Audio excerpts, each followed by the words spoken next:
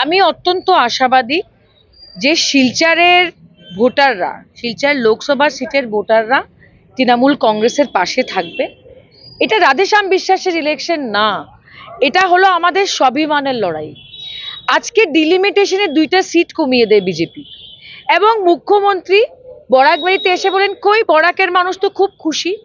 এটা কি বরাকের মানুষের অপমান না? আজকে আপনারা দেখেন এনআরসির কোনো সমাধান নেই, এখন সিএএ এসছে, বলছে বাংলাদেশের কাগজ দেখাতে হবে। তো বাঙালিদের বোকা বানাতে বানাতে বানাতে বানাতে বিজেপি সব লিমিট পার করে নিয়েছে। আর বিজেপির যিনি প্রার্থী আছেন উনি তো মুখই খুলেন না। আজকে মুখ্যমন্ত্রী আর প্রধানমন্ত্রীর সামনে গিয়ে বরাকবাসীর সমস্যার কথা বিজেপির প্রার্থী বলতে পারবেন? He is the most silent minister of the cabinet. আজকে একটা ক্যাবিনেট মিনিস্টার হয়েছেন বিজেপির প্রার্থী, ওনার টেবিলে ফাইল যায় নাকি? কোনো ফাইল যায় না। He is a dummy candidate. So আজকে বরাকের মানুষ একজন লড়াকু এমপি চাইছেন, আর মোদী সরকার কোনোদিন 400 সিট পাস করবে না। আজকে মূল্যবৃদ্ধি কোথায়? আজকে যুব সমাজের চাকরি কোথায়? করাপশন, যত চোর ডাকাত যাদের এগেনস্টে চার্জশিট সব আজকে বিজেপিতে ঢুকছে। মোদিজি বড় বড় লেকচার দিচ্ছে করাপশন নিয়ে। পাবলিককে বোকা ভাববেন না। নরেন্দ্র মোদিজি ভাবছে যে টাকা পয়সা আর জবরদস্তি মানুষকে বিজেপিতে ঢুকিয়ে ভয় দেখিয়ে উনি জিততে পারবেন। এবার সাইলেন্ট ভোট হবে তৃণমূল কংগ্রেসের বিরুদ্ধে। আমাদের নেত্রী মমতা বন্দ্যোপাধ্যায় বিজেপির সঙ্গে টক্কর দিচ্ছে বাংলায় এবং আসামের মাটিতে উনি আসবেন। আজকে তৃণমূল কংগ্রেস একমাত্র বিকল্প। আজকে কংগ্রেস হয়তো কর্ণাটকাতে ভালো করবে, তেলেঙ্গানাতে ভালো করবে, আমার শুভেচ্ছা রইল, কিন্তু আসাম কংগ্রেস পত্রিকা খুললেই রোজ বিজেপিতে যাচ্ছে। আসাম কংগ্রেসের চ্যাপ্টার ক্লোজড। এখন বিকল্প হলে তৃণমূল কংগ্রেস আছে।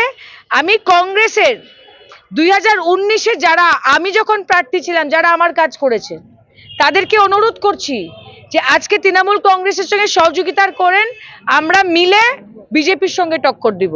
বিজেপি দাবি করছে পরিমল শুক্লবৈদ্য 3 লক্ষ ভোটের ব্যবধানত জয়ী হব এই লোকসভা সমষ্টির পর শিলচর লোকসভা। দেখেন বিজেপির 200 ক্রস করবে না বলে ওরা 400 পারটা করছে, সো দ্যাট আপনাদের মাথাটা ঘুরে যায় যে বিজেপি তো 400 পার হয়ে যাচ্ছে।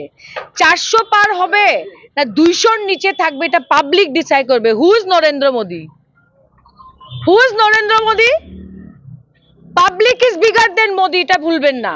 আর বিজেপি যে বলছে 2.5 লাখ ভোটে জিতবে, 2021-এর নির্বাচনের পরে আসামের মুখ্যমন্ত্রী প্রকাশ্যভাবে বলেছিলেন বরাকে বিজেপির রেজাল্ট খারাপ হয়েছে। এবার লিখে রাখেন, বিজেপি হাবুডুবু খাচ্ছে করিমগঞ্জে, আর শিলচরেও হাবুডুবু খাবে। মূল লড়াইটা কার লগত হব? বিজেপির সাথে হবে, কারণ বিজেপির কাছে আজকে টাকা পয়সার অভাব নেই। The most corrupt party of India, সবচেয়ে করাপ্ট পার্টি ইন্ডিয়ার হলো ভারতীয় জনতা পার্টি। আমি বলে দিলাম, ইলেকটরাল বন্ড কি স্ক্যাম।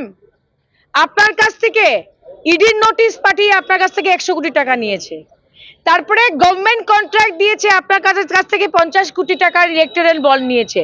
ইলেকটরাল বন্ড নরেন্দ্র মোদীজির সবচেয়ে বড় স্ক্যাম। সুপ্রিম কোর্ট বলেছে, সুস্মিতা দেব বলছে না। They have institutionalised corruption. আমি বরাকের জনতাকে বলবো, ভয় করবেন না। আজকে 40 লাখ মানুষ আছে বরাকের মাটিতে, বিজেপি কতজন ওয়ার্কার আছে? 40 লাখ মানুষ লড়বে এবার এই দেশের সংবিধান বাঁচাবার জন্য, গণতন্ত্রকে বাঁচাবার জন্য। ইয়া আছিলে সাংসদ রাজ্যসভার সাংসদ তৃণমূলৰ সুস্মিতা দেৱৰ মন্তব্য, আৰু তেওঁ এটা কথা দাবী কৰিছে যে মূলত শিলচৰ আসনত তৃণমূল কংগ্ৰেছৰ প্ৰাৰ্থী ৰাধেশ্যাম বিশ্বাসৰ যুঁজ হ'ব বিজেপিৰ লগত, আৰু এইবাৰ বিজেপিৰ বিৰুদ্ধে শিলচৰৰ ৰাইজে ভোট দিব বুলি তেওঁ আশা প্ৰকাশ কৰিছে।